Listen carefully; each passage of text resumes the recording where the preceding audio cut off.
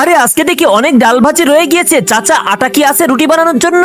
যেই আটা আছে একজনের পরোটা হবে। ভাইয়া, পরোটা এবং ডাল ভাজি প্যাক করে দাও। আচ্ছা, দিতেছি। আরে রিফাত ভাই, পরোটা এবং ডাল ভাজি প্যাকেট করে দাও। আচ্ছা নোমান ভাই, আমি এখনই দিতেছি।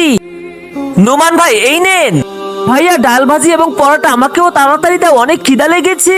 আরে একজনের খাবার ছিল, সেটা শেষ হয়ে গেছে। এই নে তোর টাকা। ভাইয়া, আমি তো প্রথমে এসেছিলাম আর সমস্ত দোকান বন্ধ। আমি অনেক ক্ষুধার্ত, এখন তো না খেয়ে মারা যাবো। তোকে বলেছি না পরোটা শেষ, যা এখান থেকে।